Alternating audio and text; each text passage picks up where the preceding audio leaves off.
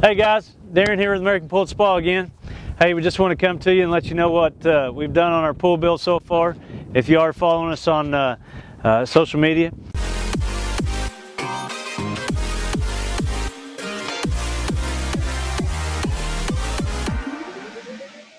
So yesterday we did install a safety cover on this pool. The safety cover is very, very good in three ways. Number one, because of the safety.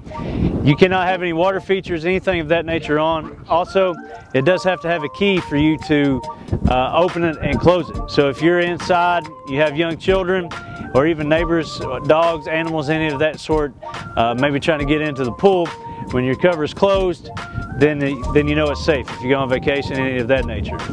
Number two, what it does is it does allow for your pool to stay heated longer. So this pool will get a heat pump on it. So when he does decide to heat it, and you close the pool, close the cover on the pool, then it will stay heated longer. It doesn't get evaporation and heat loss during the night.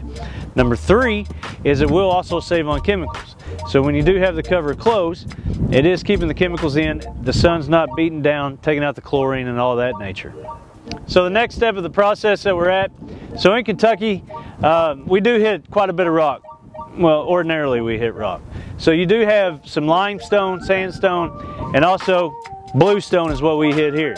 So basically what we got to do is take this rock out so that we can form the walls back up and we can finish backfilling. We have backfilled about 90%, 95% of the pool. Like I said, we did the bottom.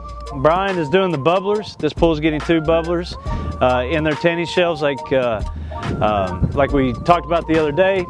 With that, it will have lights. This pool has 4 returns, 2 skimmers, and 3 lights in as well in the wall. Then of course the 2 in the bubblers.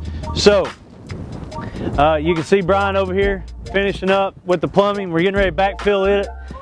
So we'll have everything done except backfilling on this side, finishing up, tearing out a little bit more of the bluestone, and then after that we're ready to do the bottom, vermiculite bottom, throw the liner in this thing, and get it ready for concrete. So always stay tuned. Darren with American Pool and Spa. Leave it to us. Just swim and relax. According to Hunker, bluestone is a colloquial term that usually refers to sedimentary rocks, like sandstone or limestone, that appear blue-gray in color,